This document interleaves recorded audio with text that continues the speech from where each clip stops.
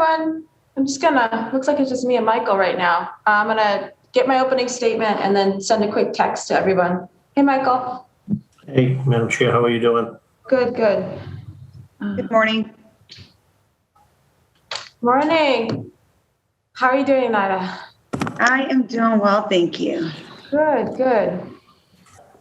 Hi, Chantal. Good morning, everybody.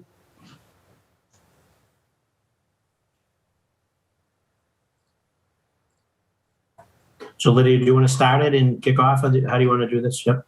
Okay. Yeah, I was gonna start it and then turn it over to you at 12. 10-4.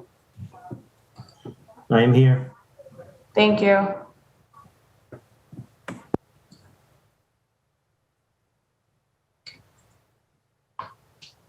Quick text to colleagues and we'll get started. I don't know. Everyone's still in vacation mode, maybe.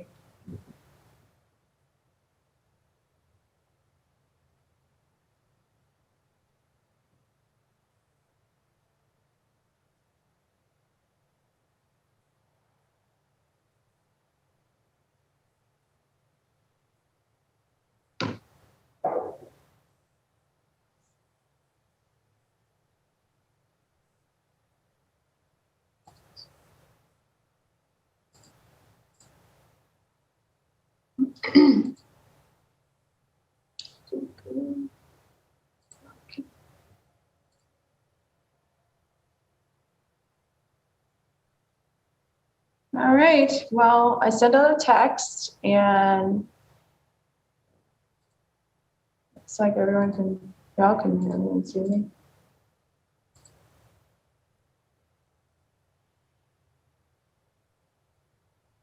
All right, well, we'll go ahead and just get the opening statements over with and where's everybody? All right, good morning, everyone. I'm City Councilor Lydia Edwards, Chair of the Committee on Government Operations. It's Tuesday, April 20th, 2021. We're here today for virtual hearing on docket 0452, message and order changing the date of the preliminary election for this municipal year from September 21st, 2021 to September 14th, 2021. This matter is sponsored by former Mayor Martin J. Walsh and was referred to the committee on March 24th, 2021.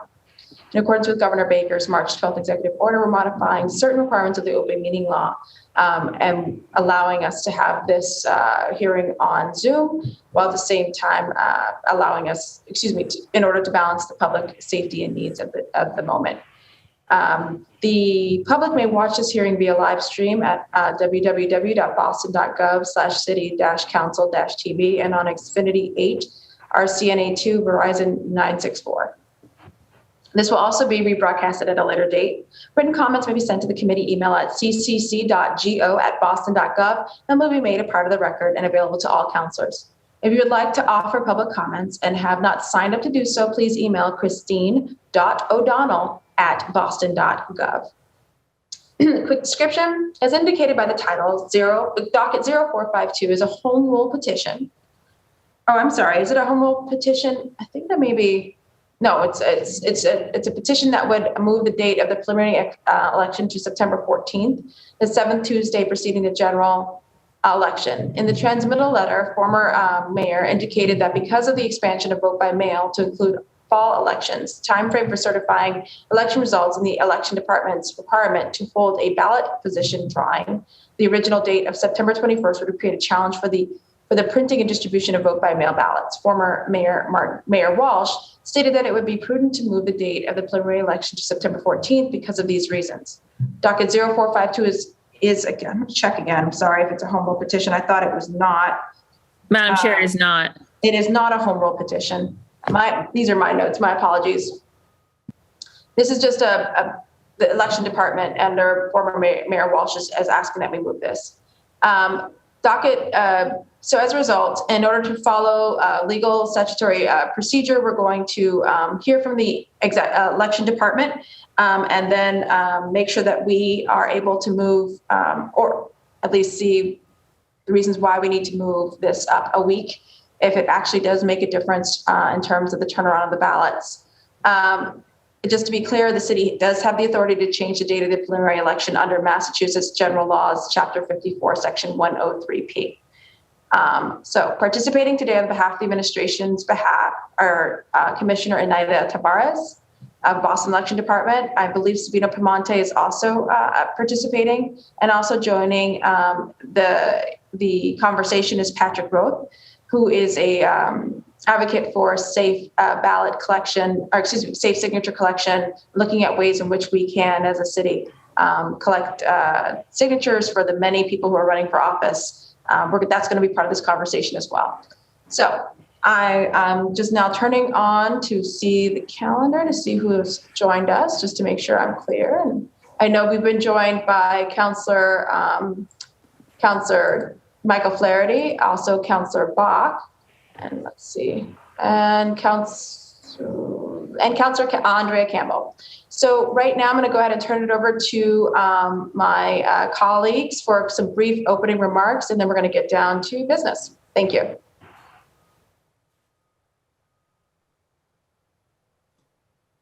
In order of arrival, that'd be Michael Flaherty, Councillor Bach, and then Councillor Andrea Campbell. Councillor Arroyo has also joined us. Thank you, Madam Chair. Obviously, the city's charter requires that the preliminary election occur on the sixth Tuesday preceding the general election. So in order to follow the legal statutory procedure, the city must proceed under a home rule petition process in order to adopt that change. So the city does have the authority to change the date of the preliminary election under Mass General Laws, Chapter 54, Section 103P. That said, for me, just in my opening, it's just that, why do we need to do this? And what would happen if we didn't move the date? And as a father of four, I often say, don't put off till tomorrow what you can do today. So I would really be looking to hear forward from the election department as to what that additional week would mean in terms of their efforts preparing us for the general election. So is it something we could do in the current existing timeframe, or is this additional week necessary to accomplish that task? So that's it for me, and look forward to hearing the testimony. Appreciate it, Madam Chair. Councillor Bach? Thank you, Madam Chair. I would just say, I think that if we move the election date of the prelim up a week earlier, I do think that because of the way that Boston runs on a kind of scholastic calendar, because of how many universities and the way that all of our leases run 9/1 and everything, it's certainly been my experience throughout my life as a volunteer and then a candidate in political life in Boston, that there is a kind of intensity of focus on our local city elections that comes only after Labor Day. And the disadvantage to me of moving the preliminary a week earlier would be that instead of having 2 weeks after Labor Day, you would have only one. And I do worry that, and of course with the pandemic, I think that our in-person engagement with voters is likely to get more and more substantive with each passing week of this cycle. Just as, more people get vaccinated, folks feel safer, incidence hopefully goes down, all of that. So because of that, I think I start kind of similar to Councillor Flaherty in a default position of why move it? Because I do think there's an advantage to having it that week later in September for voters to have the chance to really meet and engage with all the candidates. At the same time, I think we all know our elections department does amazing work. They've done incredible work in this pandemic. We want them to be able to be successful. We want them to be able to be successful in the context of expanded, no excuse absentee voting and mail-in voting. And so I'm really looking similarly to hear from them about the logistics of what's necessary here. And I'll also just echo Councillor Flaherty that I had originally thought, wait, why is it that we could do this without a home rule petition? And then similarly had found that there is this state law that gives us specifically the right to change the date without doing a charter amendment. Whereas for other aspects of our procedure, and I know that you referenced some advocacy on that front, other things in our charter about how signatures are gathered and stuff would involve a home rule petition, but I understand that this would not. So thank you so much, Madam Chair. Thank you. Councillor Campbell. Thank you, Councillor Edwards. Here to listen. No open remarks. Thanks. Councillor Arroyo. Thank you, Madam Chair. Sorry for my throat being a little, I'm sick, so I'm dealing with that. So I'll limit my words here. I this is something that we've been working on as an office for the last couple months with the Secretary of State's office in conversation with Mr. Piemonte in terms of how we make these elections the most accessible possible, especially considering the pandemic. And there'll be some home rule petitions coming from my office this week that we're filing and we're finalizing. We've been working with several offices in terms of the Secretary of State and the Elections Department on these. The one part that has been tricky for me on this is actually the changing of the election date. The reason why this has come up, and I've spoken to the Elections Department, I've spoken to the Secretary of State, is so that we can accommodate mail-in voting. However, to my knowledge, Boston is not currently able to mail-in vote on this actual election. And so this would pave the way, I guess, to the ability for us to do mail-in voting, but it doesn't guarantee we have mail-in voting if an HRP for mail-in voting or the state legislature doesn't adjust that date, is my understanding. And so my hope is that we see that happen. And one of the things that I suggested, and I'm sure Mr. Piemonte, who is on this call, will attest, is I've debated if we, for the same reasons that Councillor Bach rose, in terms of people having access to vote, I've never been a fan of giving them less time. I've always been a fan of giving them more time. There's nothing, I know that it's a traditional thing, but there's nothing that says if we're going to move the election date, we can't move the general back a week to accommodate the same time frame rather than moving the primary up a week.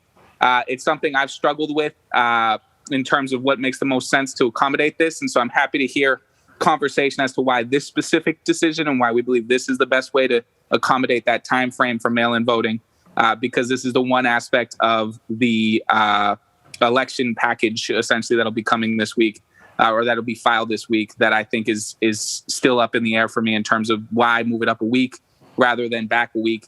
But I'm open to hearing from the Elections Department and trusting their judgment on that. Thank you, Madam Chair. Thank you. And I think that is it from our counselors in terms of opening remarks. I'm going to go ahead and turn it over. Oh, Councillor Flynn. Councillor Flynn, we just had some very brief opening remarks. Thank you. Thank you, Councillor Edwards. Councillor Edwards, I just got on this meeting now, so I'm going to withhold my comments. Thank you, Councillor Edwards, and to the administration team that's here. Thank you. Thank you. So we also are joined here today by, as I mentioned, the administration, and also Patrick Roth, who is an advocate for safe election processes in this pandemic, and also has been working on and helped support the resolution that we supported last time for a safer form of signature gathering. So I'm going to go ahead and turn it over to, I see we've been joined by Councillor Julia Mejia. I'm going to now turn it over to Anita Tavares from the city to talk about the city's position, and then Patrick can go, and then we'll go to questions. As just a quick house cleaning note, I am going to, due to a previously scheduled personal appointment, I'm going to turn this hearing over to Councillor Flaherty at 12 o'clock. So, Anita.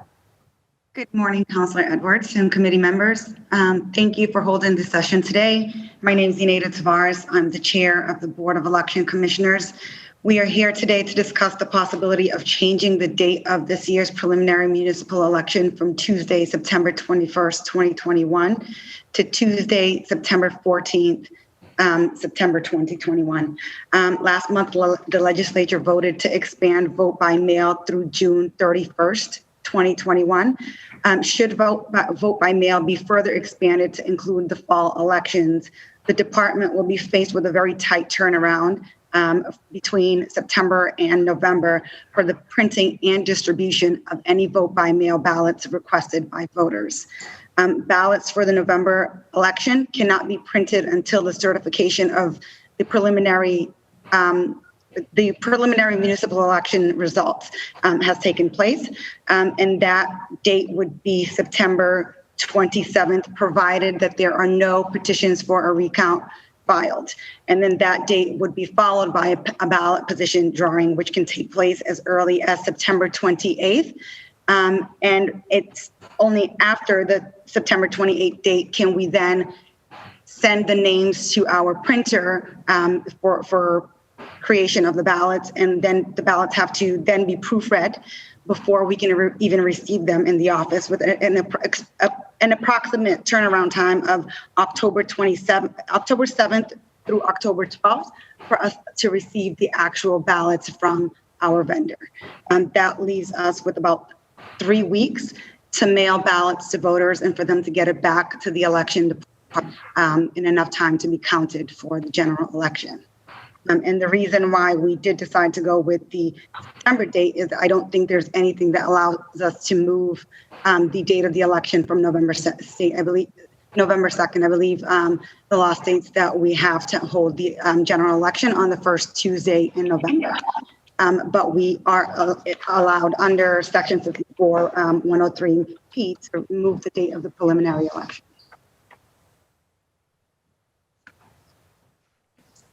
Thank you. That's all I have for.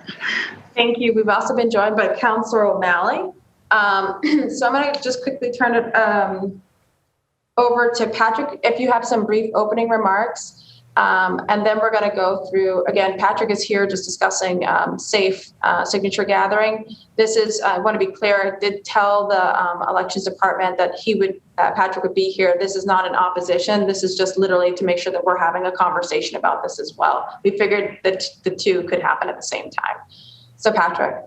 Great. Thank you so much, Councillor Edwards. Thanks to the full council for having me on briefly. I'll just briefly introduce myself and the subject. I know we talked about it at the council hearing last week. As Councillor Edwards mentioned, I'm Patrick Roth. I'm an attorney. I live in Ward 19. I have been working on the signature issue leading back to last year, sort of an extension of some voting rights advocacy work I've been doing for some time. Last year, of course, we had some relief on the in-person signatures issue as a result of a court ruling. That relief expired at the end of the year, sort of by virtue of the Supreme Judicial Court's order. So right now, there's really no relief from the ordinary statutory standards that candidates need to access the ballot across the state. It's particularly acute given the pandemic and in Boston, given the high numbers of signatures that candidates need to get. So that's, as everyone knows, it's 3,000 in-person signatures, and the statute says in person to be on the ballot as the mayor of Boston. It's 1,500 to be on the ballot as an at-large city council candidate, and the numbers go down from there. I guess the reason why we're discussing this is because the pandemic is ongoing. As the SJC found last year, showing up at people's doorsteps, exchanging clipboards, the ordinary thing that you do to collect signatures at scale, all those are more difficult to do now, and quite possibly they're less safe. So we're hoping to find some relief for that. The council unanimously passed Councillor Edwards' resolution last week, which is really exciting. Today, there was an open letter that was addressed to state policymakers that was signed by nearly all of the current candidates for mayor of Boston, and also nearly all of the candidates for city council. So there's clearly a lot of energy there. We'd love to use that momentum to actually make some changes. I think as most people on the call know, a legislative change would have to come from the state because of the way the statutes and the city charter interacts. It would be possible for an administrative change to solve the problem of electronic signatures. That happened at the state level last year as a result of the court ruling, and Secretary Galvin rolled out, as we know, a way of getting electronic signatures done. Now, I'd love to know that that's in the works. I haven't heard from the Secretary of State that is this year. The elections department has done incredible work in the past year, making sure that we had safe elections with high turnout. I'd be more than curious to know if there's anything that we could do this year. It does seem like it's something that needs to be done at the state level first. And that's why, I think a lot of advocacy efforts have been addressed in that direction. So I'd love to take questions or help field sort of a creative discussion about how to do this. It's also possible for us to just have a conversation about how candidates and campaigns can collect signatures safely under the current rules as they exist today, of course, if we're not able to change those rules. So thanks, everyone. Thank you. So again, just going back in order of arrival, I had two quick questions for the elections department. One really, from my understanding, there's 2 ballot initiatives likely to be on this November. And I don't think this impacts this. This is the non-binding resolution from East Boston and the charter amendment regarding budgets. This week, I don't think does this at all impact them and how they're printed and the timing for either one of those?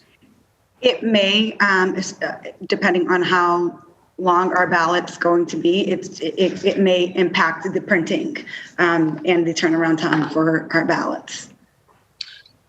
So the length of the ballot can determine how fast you can turn it around. So if we have 65 people running for at-large and 200 people running for mayor.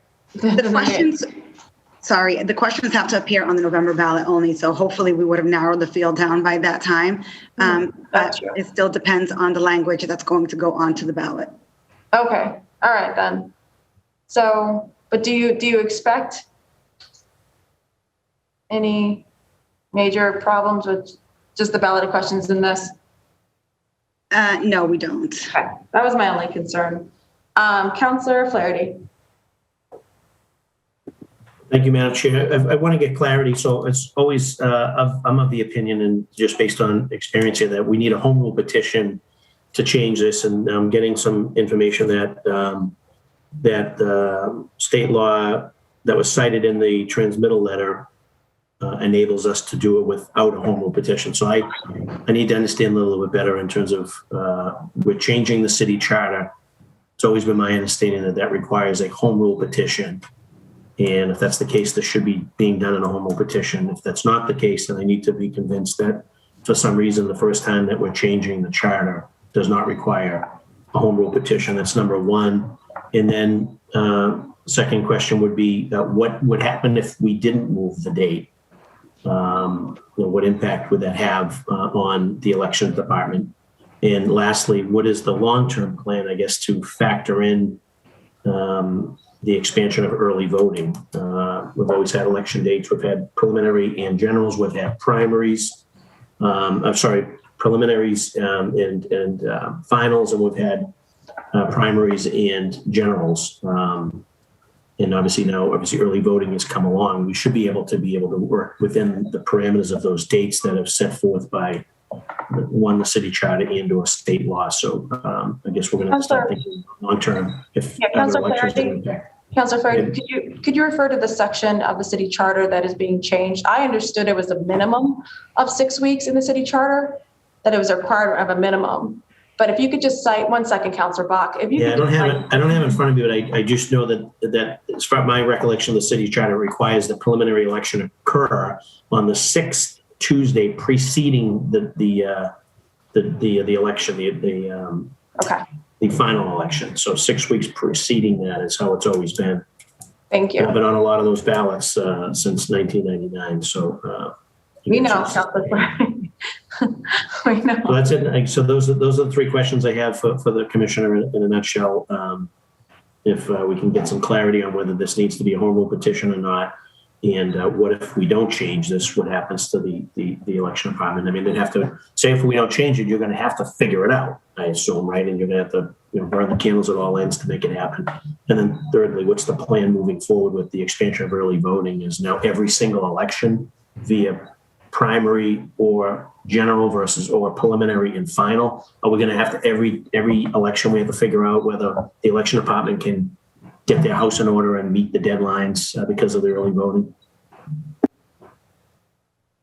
So I'll start by saying that I think the provisions of section 103P allows us to change the date without requiring a home rule petition. It states the provisions of this section shall apply to any regular annual or biennial city or town elections, notwithstanding any general special law to the contrary. This was done in 2015 when we had to change the date of the election, set the date of the preliminary election back 2 weeks due to conflicting schedule with the Jewish holidays. And it was just the election dates that was changed. And it was done by the same manner, which is how we modeled this request as well. Should this not change, again, we will make elections work as we always do under the current laws. It just will provide for a very short turnaround time for us to mail the ballots to the voters. So by the time we put the ballots in the mail for the voters, for them to get it back to us, they only have 3 weeks to get it back to us. Should the law be expanded to allow for early voting, in-person early voting, and that's something that we would like to move forward with as well, it's going to give us a very limited time frame to have the ballots available during the early voting period as well. Does that answer your questions, Councilor Flaherty? Okay. Councilor Bach? Thank you so much, Madam Chair. What I was going to comment on before was just Councilor Flaherty specifically. So it's Chapter 54, 103P. I had this exact same question that you had. And what it turns out is basically that provision of the Mass General laws basically overrides all municipalities, any specifics they have in their charter. It says, despite the fact that it might say the 6th, like Tuesday before, and it is specific. You're totally right. It doesn't say a minimum. It says like it's the 6th Tuesday before. It says we can still by order we can change the date, and that was what I meant when I said earlier. Like we don't have the ability to change anything else about how signatures work, about how like the ballots are printed, like any of those details. It doesn't give us carte blanche to just change election related things that are in the charter. It just specifically says that we can change the date. And it seems like it was designed for basically the kind of flexibility around the things like the Jewish holidays and other stuff, like to just let us do it without a home rule. So I had looked that up when I was concerned about the same thing last week. Answer Council Bach through the chair. And then what? And then after the election, it reverts right back to the 6th Tuesday before. That automatically reverts back. Right, because the charter holds. We're not amending the charter. We're simply using our right we're using our right by order to set the date at something different from the charter. So we wouldn't be permanently changing what the charter date sets for the election. And I think that if we did do it, Madam Chair, and Anita, I think we would be well advised just to add a line in the order if we did do it that said that all other dates published by the Elections Commission remain the same, because enough of them key off of the prelim election date that I don't think we'd want to create confusion about that, since we're already in the midst of so many of those dates. So that's just a little, I think we'd be fine. Like there's no problem with doing that, but it just for the purposes of clarity, I think it would be good to do that. And then my question really, I guess, so I said already, right? My concern is that I think people lock in to paying attention to their local elections after Labor Day in this town. That has been my experience. So I'm worried about us losing another week. So I guess my question is like, have you guys explored like all avenues in terms of like, is there anything we can do to get the printer to like expedite things? Like, is there anything, I was thinking about, hopefully the ballot questions won't drive us to like extra sheets of paper, but there's a world in which you could print out a bunch of those and then just be waiting for the first page. I'm just curious whether you guys have thought at all about, if we don't move it, ways to kind of make all those turnaround pieces as efficient as possible. There really is not, because of the certification process, which is governed by mass law. We cannot certify the election results before a certain time frame, and because we have to allow, we can't certify it prior to the time for a recount has expired. So we can't certify the elections until 6 days after the preliminary election, and then the charter requires that we hold a ballot position drawing following that. So after the ballot position drawing is when we can actually submit the names to our printer for creation of our ballots. So we really can't expedite anything. And what's our typical, like, so obviously if we move it back a week, we're giving you one more week. So it's like, so when have we usually had ballots available for people? Like if someone's going to do, say in our old world, so you needed an excuse, but you're voting absentee, you come into elections, get a ballot. What's been typically the time frame at which those have been available to people? It's typically 3 weeks. However, we have never had vote by mail. So with vote by mail comes a larger volume of absentee or mail-in ballots. And that's what we're trying to prepare for. Even with absentee voting, we haven't seen the volume. This would be the very first time that we've had vote by mail, or should it be expanded, it would be the first time we've had vote by mail for a municipal election. So we do want to make sure that we have as much time as possible so that we can execute this effectively and make sure that every voter has the opportunity to vote within a reasonable time frame. Mm-hmm. And what about this past year when we had vote by mail in the presidential? How far ahead did we get the ballots out to people? We had 6 weeks. Mm-hmm.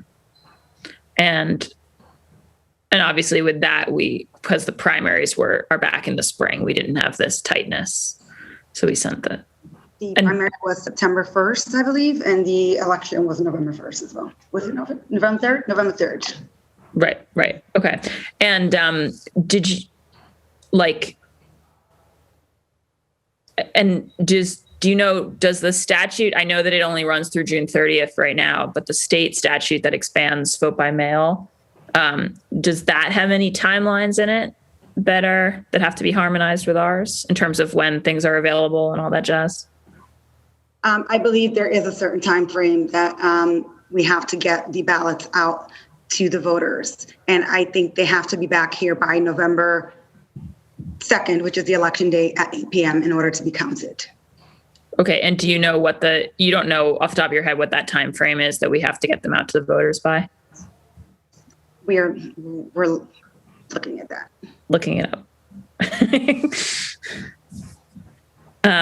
So I think it's as early as the ballots become available. If I'm not mistaking, it's as early as we get the ballots, because I know that they changed that from the absentee. That was something that they changed. So it's as early as we have the ballots available.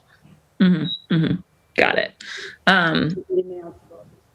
But is it fair to summarize if the state were not to extend mail-in voting, then we'll probably have a schedule that we can live with based on what our normal procedures have been. But the issue is that if they did, which is a thing that I think basically everyone on this council, I think is committed in favor of. I think mayors past and present are committed in favor of, right? Like we're all in favor of voter access. So the concern is that is what creates this thing, which, as Councilor Arroyo said, hasn't technically happened yet, is what creates our concern. That's correct. And as we know, the legislature doesn't usually move very fast. So we don't want to find ourselves in the position where vote by mail is expanded and then we're scrambling to get something moved. And it's probably not a good idea to change the date of the preliminary at the last minute either, which is why we're here trying to be proactive in getting the date of the preliminary changed. And the only set date for vote by mail is the date in which we have to mail. The last day when we can mail a ballot, it's 4 days before 4 business days before the election is the last day we can actually mail a ballot to the voters. So the voters are going to get a very small window of opportunity to have a ballot mailed to them. This would just give us that extra week to ensure that any voter that wants to cast a ballot by mail and has the opportunity to do so. And as we saw in the during the March primary and even September, that vote by mail also included increased participation. So I think that this would be a great administratively for us to make sure that every single voter that wants to vote by mail has the most opportunity or the greatest opportunity to do so. Great. Thank you. Thank you, Madam Chair. Thank you. Councilor Campbell? No questions from me, Councilor Edwards. Thank you, Commissioner, and thank you also to Patrick as well for the advocacy. Thank you. Councilor Arroyo?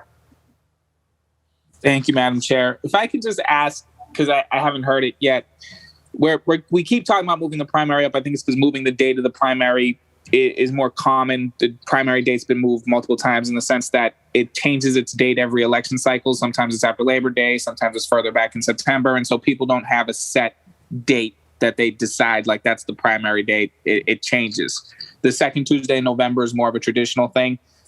why wouldn't we, to preserve sort of the maximum amount of time for people to actually, engage with this ballot, just move the general elections final back a week? Why wouldn't we do that instead of moving the primary up a week? Anita? It has to change by an act of the legislature. Thank you. That answers that. And so without having to move the general back, the primary is the only date technically that we can move without having to do a home rule petition. That's it? That's correct. Okay. And then in terms of the election department itself, in terms of its advocacy with the state on mail-in voting, where are we right now as far as that goes? In terms of them doing that, are they still looking at, like, I know they extended mail-in voting to like June. Is that accurate? That's correct. June 30th. Yeah. Okay. June 30th. And again, I haven't heard much, but this is again in preparation or anticipation of any further expansion of vote by mail. Okay. I think you've answered most of my questions. It's reassuring to me that there's something we can do without having to have a home rule petition in general. So that's good to know. So thank you on that front. And then in terms of the election department itself, on the turnaround of mail-in ballots, how quickly post an actual primary election result, if we had, say, a recount situation, how would that impact mail-in balloting in general? That would significantly impact it because we could not certify the election results until after the recount has taken place. So we couldn't print anything. We couldn't hold the ballot position drawing, and we couldn't print until after the recount has taken place. Okay. And is there anything we could do? It's April. Is there anything we could do sort of to try and prevent, and obviously we can't prevent a recount, but is there something we could do to prevent that situation from happening where there's a possibility of a recount and there's a plan B? There is not. All right. Well, then hopefully we don't have a recount. Appreciate it. Thank you. I'll keep my fingers crossed as well. You and me both. I would just like to add that should mail-in voting be expanded to include the fall elections, although it's not going to be required of us to mail applications to all registered voters, it is the goal of this department to do so. So we want to make sure that we're consistent with the practices from the fall, and we will be mailing every single registered voter an application that also brings awareness to the election. That's great. I'm really happy about that. So I'm sorry, my colleagues are less excited. I just want to say thank you. That is incredible. Getting out there, making sure that you said ballots to everyone, right? Or applications, because applications at least, applications. So a lot of people are going to be able to, it's another click, go ahead and apply, make sure you know to vote. This is great. So again, kudos to the elections department. Sorry, I'm out of order. Are you all set, Councillor Arroyo? Yes, thank you. Okay. Councillor Flynn. Thank you, Councilor Edwards. And thank you to Commissioner Tavares as well. I just had a couple of questions and comments maybe. I wanted to follow up on Councilor Arroyo's questioning. If there are recounts for, number 2 and 3, maybe for mayor or for a district councilor or for at large, I know we don't have plans yet for a recount, but would part of that process, if there was a recount, would part of that process be that the November election might be moved back a week or so or 2 weeks? Because we don't know how long a recount can take. I'm just trying to think of what the logistics might be and the challenges in preparation in case that issue did arise. The recount would have to take place within 6 days. And we have had experience with recounts here, fortunately. So I think that we can conduct a recount in an expedited manner. I think we all know how our at-large city council recount went, and that took us 3 days to recount the entire city. So I think that we can do it in a pretty expedited manner. Okay, but would the candidates seeking a recount, would they need to formally get signatures verified? Yeah, they would have to file for a recount by petition. Yeah, so that might add more time to it. Maybe the time is already built into it. But I would like to see just an automatic recount where you don't need signatures from residents again. It's just too time consuming, and the candidates are exhausted, and they have to put money into a recount and paying lawyers and attorneys fees. No offense to my friend Patrick here, but we don't need more attorneys involved in recounts. Unfortunately, at the moment, as it stands, that would require legislative changes as well. Okay. Also, my final question is, when you do mail out the ballot, is your office comfortable with the language-related issues of translation that would need to take place? And do you have a good plan already in process to translate that? Absolutely, we do. Yes. Okay. Can you briefly tell me what that plan is? Well, we have translators here, and that's another thing that goes into the ballot. So all of our ballots have to be proofread, and we have internal translation services here. And then the ballots are proofread in both English and the language it's translated in before we can actually give the printer the go-ahead to print the ballots. Okay. So you send out the actual ballot, but do you also send out, prior to that, do you send out a application for the ballot? That's correct. We will send out the application for the ballot translated in multiple languages. Oh, okay. All right, that's important. I just want to make sure my constituents that speak and read Chinese and Spanish also have the same opportunity as others. So I appreciate the hard work, the professionalism, the dedication of the election department. Thank you, Commissioner. Thank you. Thank you, Councilor Edwards. Thank you. Councilor Mejia.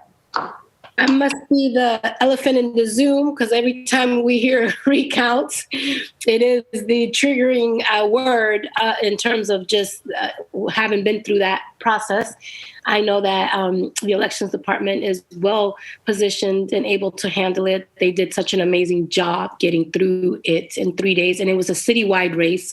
So I think that prepared you for everything and anything, because these days anything is possible.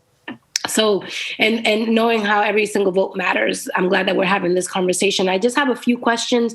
I know that Patrick introduced this whole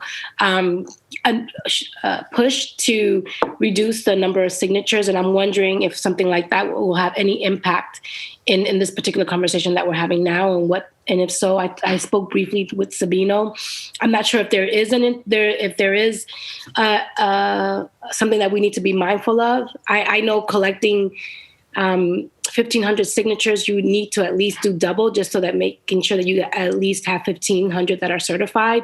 And so that just in the time of COVID, I'm just curious, what if any advocacy how our advocacy will impact the date change and all that. I don't want to lose sight of the importance of being able to reduce the number of signatures that we have to collect. Obviously, I know we're going to be picking up our papers on April the 27th. So that is usually that's a quick turnaround. So if any decisions that need to be made would need to be made today or this week or sometime soon. So that way we can provide clear guidance to those who are picking up their ballots and their papers, all that. Can you talk a little bit about how that impacts this conversation? Any changes to signature gathering will not impact us at all. I think we just need to be mindful of the time frame here, because candidates only have 3 weeks to gather signatures. And next week will be the opening day when candidates can come into our office and actually pick up the nomination papers, and that's when the clock is going to start ticking. Yeah. So then I guess, and Sabino's not here, but he did mention that may potentially impact this particular hearing. So maybe that it was something else then. So that's all good. I'm just curious, how are we communicating with constituents about the proposed changes and the reasons for making these changes? What I'm really specifically concerned about are the people who are either first-time voters or who voted for the first time in the last municipal election, and they might be a little bit confused by these changes. So I'm just really curious about your communication rollout plan. And always, I always want to know your multiple languages and what that capacity looks like. And just curious about which organizations, if any, you're partnering up with to help get the word out. So we will put out a press release. Should the date change, we'll put out a press release. We'll continue to push this out through all of our communication channels. We are hoping that, should vote by mail be expanded, our ability to mail every single registered voter an application for a ballot is going to be huge, because again, that will bring awareness to the fact that there is an election. The election dates will be on there, and they'll have to actually select the ballots, the elections that they want to participate in. So I believe that that's going to be a huge piece to making voters aware that there is actually a preliminary election and the date of the preliminary election. I think that's something that we have always kind of toyed around with, the idea of how do we bring awareness to voters that there is in fact a municipal election, because as we know, that's where we see the lowest turnout. So I think that this is going to be key to bringing awareness to voters. And not to hijack this hearing and continue to talk about the number of signatures that we have to collect, I'm just curious what, if any, reactions you might be able to provide us in terms of the feasibility of being able to do that in your capacity. It would just require a special act of court for the signatures to be reduced, and we are here to support whatever changes take place. Thank you for that. Thank you, Councilor Edwards. Thank you. Councilor O'Malley. Thank you, Madam Chair, and good afternoon, Commissioner and team. Always great to see my friend and constituent Patrick Roth from JP on this Zoom as well. This is, I'm uniquely, I think, qualified, at least on this panel, to speak on this issue, because the first time in a decade, I will have the most important role in a municipal election, and that's not candidate, but that's as a voter. So, Commissioner, I support any efforts that we can employ to make sure that as many people are able to vote safely and efficiently. And if that means moving the date of the preliminary election, then I absolutely support it. And I think that you've articulated why it has to happen to really implement voting by mail opportunities, which again, and to echo the chair, my great appreciation for you and the leadership that you've demonstrated, not unlike a very similar conversation we had a year ago on this very topic on election safety, where we discussed mailing every active and inactive voter in the city of Boston at least a absentee ballot application. So I think that we've seen a success of actually increased turnout for a primary election in 2020. And certainly the general election, of course, had a very high turnout, as is often the case in a presidential election.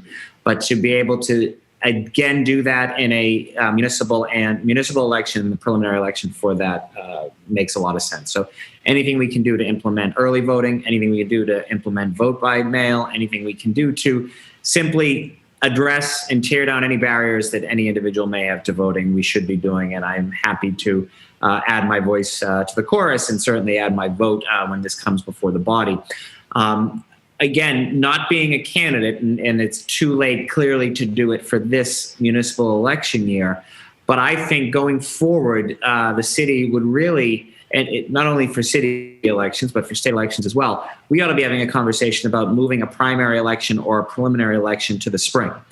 This is what many, many other states do. It would allow for that very issue that we often come across, where an election right after Labor Day or often conflicting with a Jewish holiday makes September a difficult month. to have a primary or preliminary election.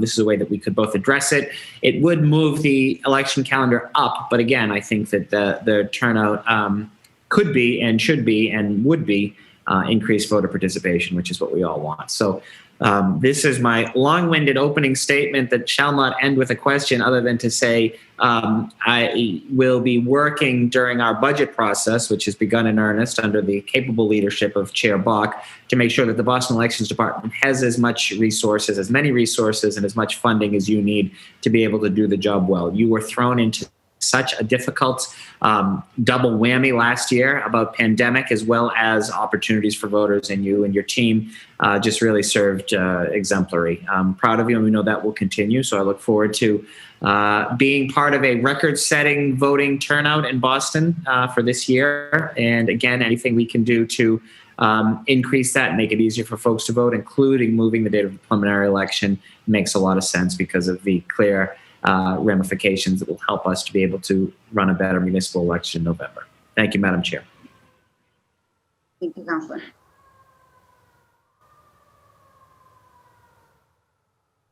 You're on mute, Madam Chair. I'm glad you were paying attention. Sorry, my apologies. So we can go back through for any other additional questions on specifically either moving the date up a week or specifically discussion around the safe signature collection. I know some candidates are looking at mailing ballots out to folks, or excuse me, signature papers out to folks. But I also know that the elections department kind of gives us a finite amount of them, to get signatures. So there's some practical things that might be worth bringing up. If any of my colleagues have suggestions about their ways in which they're collecting signatures. Traditionally, we'd all be at least in East Boston, at the Shaws.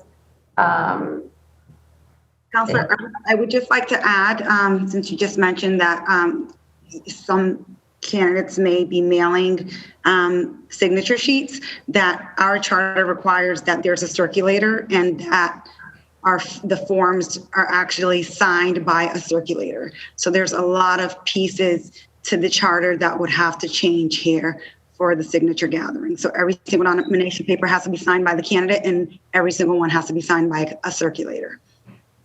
Right. So maybe I was misunderstood. If I took out the paper, I will put myself out there as an example only, not that I am doing or planning to do things. I take this, I sign it, my volunteer signs it, and we then hear from Jane Doe at 1234 Apple Street. And she says, I'd like to sign your signature papers. We send it to her. She signs it and sends it back to us. That is not allowed. It's a question. Well, I can't answer that question. Okay.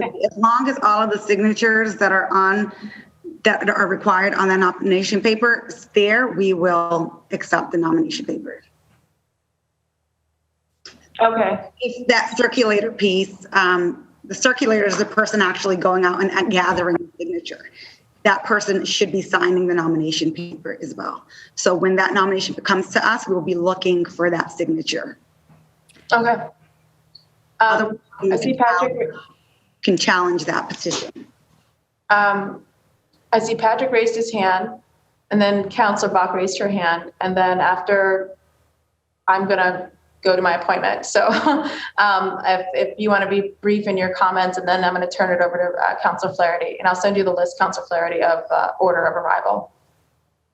Go ahead, Patrick. Thank you, Madam Chair. I'll be very brief, and I don't want to in any way purport to speak for the Elections Department, but I always understood the position on that point of the Elections Department in Boston and other city and town clerks around the state, that it was not possible to tell from a filed signature paper that had been properly signed, whether that had been distributed through the mail or in person through a circulator. That's just not something that the department can easily verify by looking at the paper that's before them. It it may be subject to a challenge process by another candidate if a third-party candidate came in and made an allegation about the manner in which that signature was collected. That's not legal advice and not official advice, but as an advocate, that was my understanding, and I just offering that. And I will say that for us, if it looks right, we will, and we have to accept it. Thank you. Councilor Bach? Yeah, I actually wanted to follow up on something you said, Councilor Edwards. Anita, the limitation on the number of sheets that the election department gives to candidates, I don't think that's in the charter. And it does strike me as something that could administratively be improved in this year. Given the constraints of just the fact that I would expect people to be, instead of filling up whole sheets, I would expect we have a lot more 2s and 3s and 5s this year. So I'm wondering if you guys have made any allowance for that or thought about that issue. I believe the number of signature, the number of papers per race is spelled out in the charter as well. Is it really? I missed that. Do you know which section? Number of pieces of paper, The paper. How cheap were we? Like, seriously. I think that at some point with the expansion, hopefully vote by mail is permanently expanded to include all elections, that there are a lot of pieces to the city charter that does need to be looked at. I know that in the past we have tried to submit legislation to at least reduce some pieces like the circulator, because I think that's something that only exists here in the city of Boston. The circulator and requiring that the first person who signs a nomination paper or requiring a voter to sign just one paper, right, and things of that nature. I know that we've tried to change in the past. So I think this is something that the work needs to continue to make sure that we follow through and we do have enough time frame to properly execute an election with vote by mail in place and to remove some of these unnecessary hurdles for the nomination process. But again, that's not something that can come from us. We're just the administrators and not the policymakers. So that's just things that we've noticed in doing the work that we do here. So, and I agree. And I want to say, I think it's worth saying, there is a distinction between, there's clearly a bunch of ways that we should improve our election process. It isn't really good governance to change processes in the middle of them. So I do think we have to all keep in mind a distinction between the things that we should be introducing omnibus home rule petitions about, come say December of this year, right? When you're sort of safely out of the run of an actual race, as opposed to when you have a process, even if we don't think it's the ideal process, there's a presumption against tinkering with it in the middle. And I think that's a good presumption. So I do think we should be limiting the changes that we make in the middle of the process to things that are truly necessary because of the circumstances we find ourselves in. And I think, Anita, I take the point about this, the uncertainty about the mail-in ballots and that creates a situation. On this nomination papers, I found it. You're right. It's in the charter. But am I right in understanding? Officially, the election department doesn't encourage people to make photocopies of those sheets, but in practice, there's if all the signatures are valid and seem to have been made on the piece of paper and whatever, the elections department also, as I understand, doesn't distinguish between paper issued by it and paper that may have been issued by another printer. Is that a fair? That's correct. If it looks right to us, if everything looks good, we will accept it, and we have to accept it. It just could be subject to challenge. But I didn't know who's going to be. Yeah, I wonder if there's a way that we could administratively, because when I read the charter on that, it just says not more than 20 nomination sheets shall be issued. I'm sure this was somebody trying to save money back in the day. It's a kind of efficiency, whatever. But I just wonder if there's a way for us to administratively say, yeah, we're only going to give you 20, but if you make more, it's fine. I don't know if that's because it seems like within the language of the charter, there might be an ability to make that kind of administrative judgment. I don't think that because it's spelled out in the charter, I don't think that we are going to say that. But again, if someone makes copies of nomination papers and they bring it here and we can't tell, we're not copy experts, and we can't tell that they're copies and the signatures look good and everything looks good on the nomination papers, then we have to accept it. Right. Okay. We're not going to be counting the number of sheets that someone returns in comparison to what was distributed. Yeah.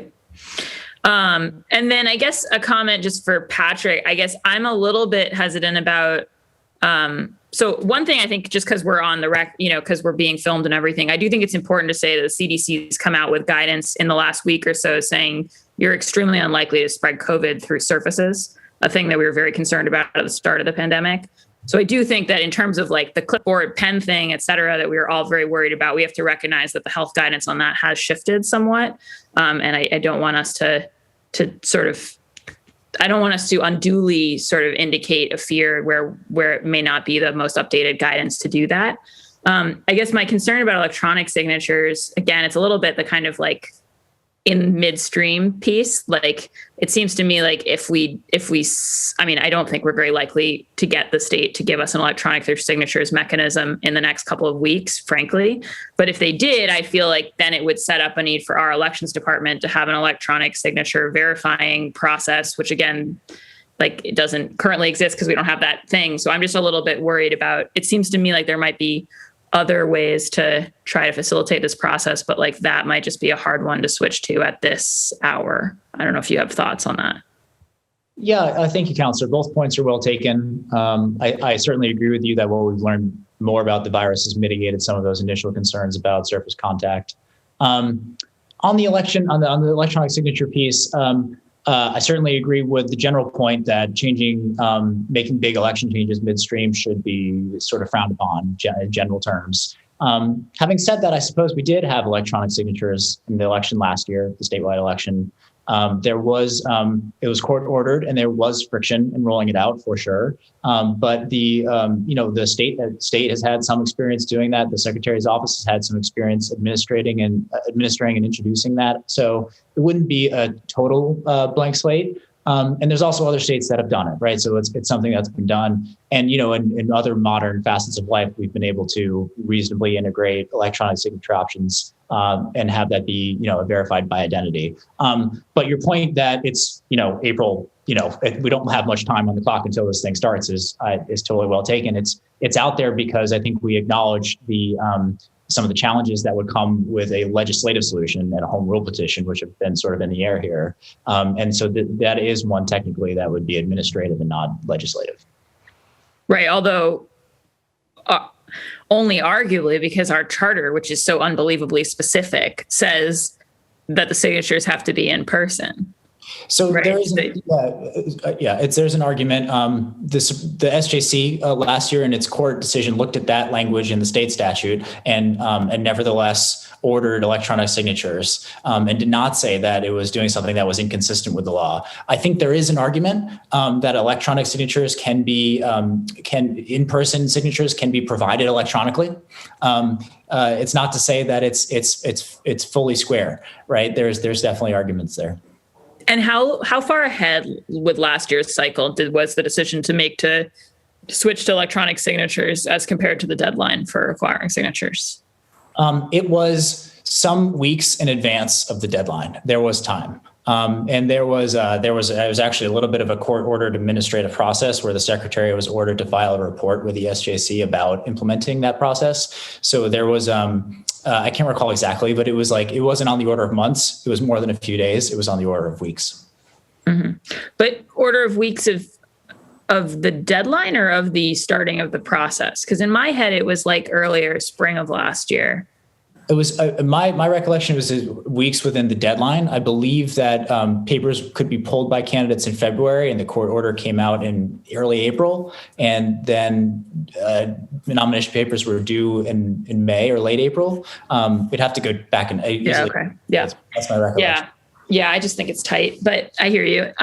Okay, well, thank you so much. And thank you. I know we've switched in the meantime to Mr. Chairman. So thank you, That's Mr. okay. Chairman, for your indulgence. Thank you, Councilor Bark. And I guess the dilemma, I guess, on the signature piece to Kenzie, obviously, and to anyone here is that we obviously will either be there ourselves as the candidate, or we'll have a campaign representative that will be presenting a nomination paper on a clipboard in most instances with a pen.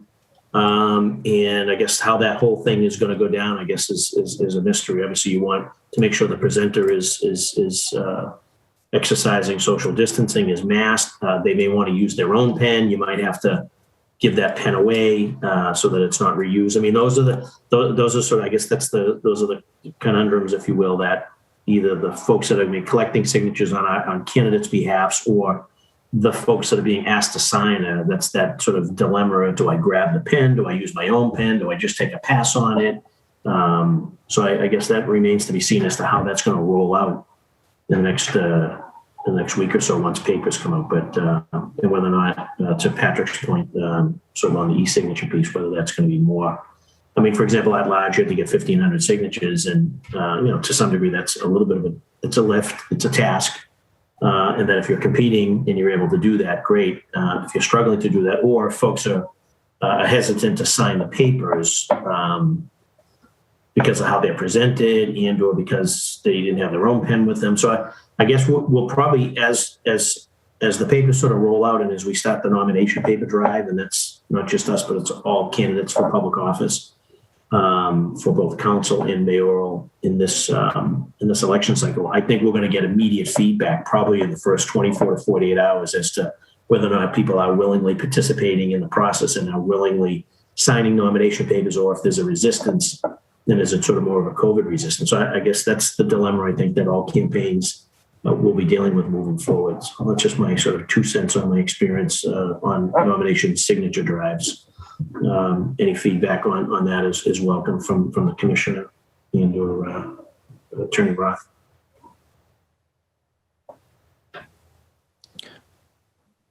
I will say for in-person voting, a lot of our items that we used were shared. We just had to encourage all of our election workers to frequently sanitize everything. All of our pens were returned, sanitized, and redistributed. And I think that's just something that will have to come from some training will have to be put in place for any of the circulators. They're going to be out there gathering signatures in terms of how to disinfect and sanitize clipboards in between voters. And I'll say that all over the country, we saw some of our highest turnouts during these past elections. So my hope would be that people are still willing to participate in the democratic process in signing these nomination papers.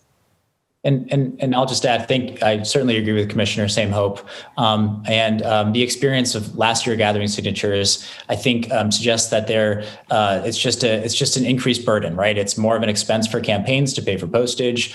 People hesitate before they take that pen, whether or not, to Councilor Bach's point, whether or not that's consistent with the latest science or not. There's just an extra burden on here that was not likely intended by the rules as they exist today. And just to circle back to one earlier point that Councilor Mejia raised earlier, in the resolution that passed the council last week, one option could be to give campaigns more time to collect signatures. That happened last year, and that's something that the council we could call on the state to do. Right? There's all sorts of moving pieces there, but that proposal was actually not in the resolution last year. It's not something that's been under discussion for the reasons that the commissioner raised. That just we have there's a crunch, and that only eats more and more into the time that the department needs to prepare its ballots and to do its work with the signatures. So that hasn't been on the table yet. Of course, it could be. Thank you, Patrick. Now I see Councilor Mejia has her hand raised on this issue. Councilor Mejia, or another question? Yes, thank you, Councilor Flaherty. So I kind of want to go back again to, I think about this as Councilor Flaherty mentioned, how difficult it is just from a standpoint of just being a campaign, especially when you have very limited resources. And if we think about this through the lens that we're always talking about, equity, there are a lot of candidates who are running, who have very limited resources. And if we think about this from that perspective, if we're really intentional about making sure that folks who want to run have the ability to do so and to get on the ballot, then we definitely need to really consider what exceptions we're going to make. We're under a global pandemic. If we thought it was hard just to get on the ballot under normal, quote unquote, circumstances, you could just only imagine how fearful, even though folks are getting vaccinated, the spread is still a threat for so many. And so I just think that there are going to be less people who are in front of Roach Brothers. There's going to be all of those things that we usually rely on. You know, even businesses are operating 25, 30% reduced capacity. So it's just the foot traffic is just not there. And so I'm just really pushing for us to really think outside the box in terms of how we're going to remove these barriers for folks, because we won't have a democracy if we can't, really get people on the ballot, right? And so I'm just curious about what are we thinking about to help address that issue. And then,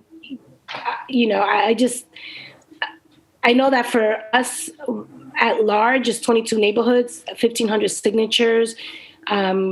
It's just a big undertaking. And if we do, God forbid, have to do a recount, look, collecting I think it was 50 signatures for 22 wards. That was just ridiculous. And we're going to have to think ahead just in case we do end up in a situation like that again. Like this whole idea of collecting signatures, period, whether we are under a global pandemic or not, we need to definitely revisit the charter and change to meet the needs of the 21st century. And I'm curious if this is the moment for us to seize. And I think there was a discussion about even how many signatures are on a ballot. Is it 20 or 25 or 30? I forget. That how many signatures per sheet? 30 something, like 32, 33. 33. Yeah, the paper can't be any longer. But so I'm just curious if there's any way, what can we do? How can we support? And what will it take for us to be able to push this harder? I know we're already going as hard as we can, but I want to go as hard. What else can we do, Patrick? What else can we do? How can we make this happen? Well, I'll start, and then maybe if the commissioner wants to jump in, please. I'll certainly appreciate your enthusiasm, Councilor. I share it. I'll say that this is not this hearing last week. Today's letter is not the first time we've tried to raise these issues. We've obviously there was litigation last year, but there was also correspondence with state leaders and some legislative advocacy. We've been trying to elevate this issue, and it has not been successful to date. And so we're continuing to push for it. I think that it's an important thing, and I'll say it can be difficult to organize people around because it's, it affects, in theory, it really affects a limited group of people, which is those running for office. But I think you need to make that connection for people, as you just did, right? That this is about our democracy, and who ends up on the ballot really dictates how our government operates. And it's so important that we have rules that allow for people to not only appear on the ballot, but also allows voters to see the candidates that they want on that ballot, right? And look, there's good reasons why we have rules that have some basic threshold requirements for putting people on the ballot. If you read Larry DeCara's book, you hear about old tales of people putting lots of extra people on a ballot to make it harder for some to win. That's a different problem. But I just think that the state, the city, we've not struck this balance right now. Thank you, Patrick. Yeah, to that point, just really quick, Councilor Flaherty, if I could just say something. Sure. Yeah, okay. I want to underscore this whole idea of representation. And I think that even if we follow that thread a little bit more, and even if it's the right thing to do in this moment in time, right, is making sure that people feel like those that they want to see have a chance get on the ballot. And if for those folks who have limited resources are going to be harder to get for them to get on the ballot, then I think even if it's just look, I see this as a civil rights issue too. I'm the chair of civil rights, and if we're not doing our due diligence to removing these barriers, then we are literally preventing people from participating in democracy. And even just standing on that is worth, Commissioner Tavares, even if it's just on that, stand alone is something for us to consider. Very good. Thank you, Councilor Mejia. If Kerry or Christine are listening, so is this the opportunity for a public testimony? Has anyone signed up to offer public testimony? Hi, Counselor. I haven't received any requests for public testimony. All right, and then from your vantage point or from Kerry's vantage point, is there anyone in the waiting room that needs to be let in to offer public testimony? No, there is not. Very good. So those that are listening and or will be watching a broadcast, they have the ability to submit written testimony to the Committee on Government Operations, as well as contact any of their district or at-large councilors if they wish to offer an opinion on whether or not we should move the date of the preliminary election, currently scheduled for September 21st, forward to September 14th, but keeping the final election on the same date. So that said, if there's any final thoughts from our panelists, Commissioner Tavares and or Attorney Patrick Roth, feel free to just offer some final comments before we wrap up. I would just say that some of these efforts or some of these issues are similar issues faced by other communities, and it just may be worth coordinating, if you guys haven't done so already, with other municipalities for support in some of these legislative changes. Yeah, and I'll just at that, I certainly agree with that sentiment, and I'd just like to thank the council for inviting me and giving me a little time to speak on this. Well, thank you both, Commissioner and Attorney Roth, for your participation in today's hearing, and obviously to my colleagues as well participating. And we'll obviously have an opportunity to speak to the chair with respect to a committee report, and then get this matter before the council for a vote up or down as quickly as possible. So with that, unless my colleagues have any parting comments, we'll be closing out the Committee on Government Operations as it pertains to Docket 0452, which is a message in order to change the date of the preliminary election from this municipal year from September 21st, 2021 to September 14th, 2020. And that was that matter was sponsored by former Mayor Martin Walsh and referred to the committee back on March 24th of 2021. So without objection and moving forward to recess this hearing, the council will be in recess, and we'll get back as soon as we can to the commissioner with the results of the committee report and the vote from the council. Very good. Good to see everybody, and have a great rest of your afternoon. And the Committee on Government Operations with respect to Docket 0452 is adjourned. Thank you. Thank you. Thank you.